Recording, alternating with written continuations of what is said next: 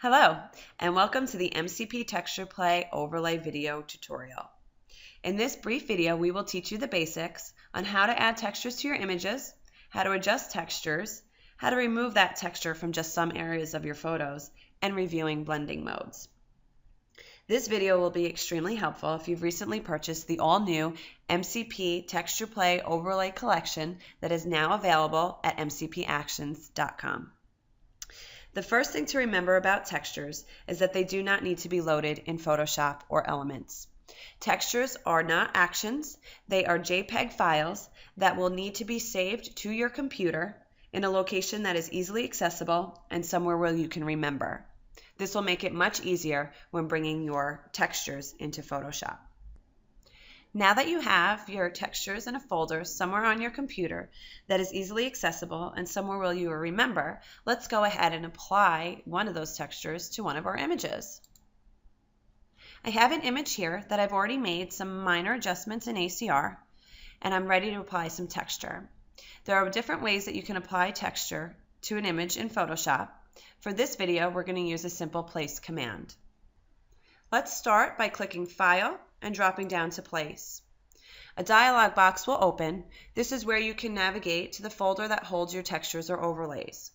Once you're inside that folder, scroll through and choose a texture that you think will work best with your image. Click Place. My texture has now been brought into Photoshop on top of my background layer, and it is now on its very own layer with the transform controls active on this texture. We will need those transform controls to increase the size of this texture to cover the entire image. By holding Shift-Alt on a PC, you can drag those transform controls from the top and bottom to both the sides, keeping it in complete proportion and covering your image completely. Once your texture covers your image completely, you can click Enter on your keyboard or come up top and click that check mark. Now we can begin applying some layer blending modes. By default, Photoshop has brought your texture in normal blending mode. You can access your blending mode options right in your layers palette by clicking here. You can see there are multiple choices to choose from for blending modes. Each mode will apply a different effect to your texture. Depending on the look you are trying to achieve will determine the blending mode you choose.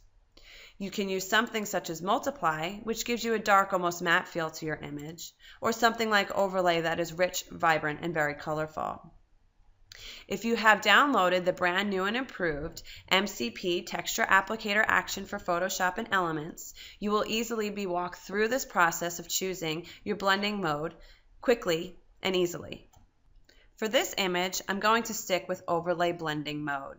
I like the rich vibrance that it's giving to my image, but I'm not happy with the texture that's falling on my subject's skin and even her clothing. To remove that texture just from that area, I'm going to have to apply a layer mask to my texture layer. It's easily accomplished in Photoshop and Elements by heading down inside your Layers palette to this icon here, which will create a layer mask. By clicking this button here, you will see a layer mask has automatically been added to my texture layer. In order to have the effects begin to work with my layer mask, I need to select a soft brush, and I need to make sure that I'm painting in black. Painting on black on a layer mask will erase the effects, while white will bring those effects back, which you may need later if you overdo it. Selecting my black soft brush, I'm going to select a size, either using my size slider up here, or by easily using bracket keys in Photoshop. I'm going to start at 100% on the areas I know that I do not want any texture.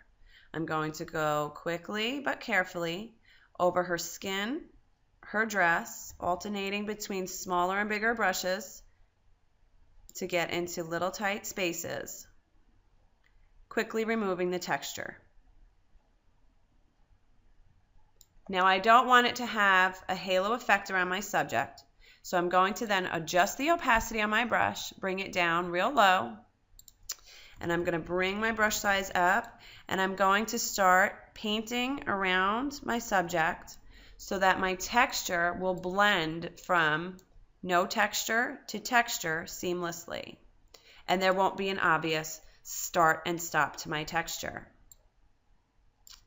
Making sure that it's all completely seamless and looking the way that I would like it. I'm going to take a little bit off the corners for that, just remove some of that depth, just a little tiny smidge, and I'm happy.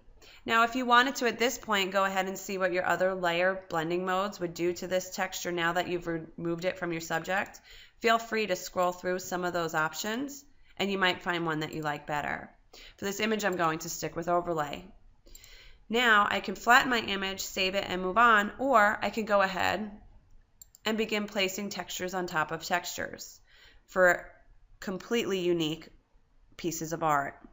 I'm going to go in and grab one more texture, and following the same tips, I'm going to apply my texture, resize my texture. I'm going to go with a soft light on this one, dropping its opacity down quite a bit because I just want a little minimal effect. I also want to remove that texture from her skin and her clothing. I've applied my layer mask, and I'm going to go ahead and paint in there just a little bit more, making sure that it is completely removed from my subject.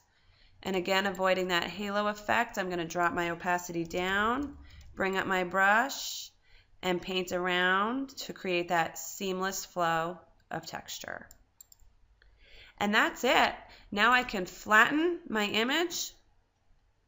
If I choose, I can run some actions on top of this image or leave it as is, and it's ready to go to print.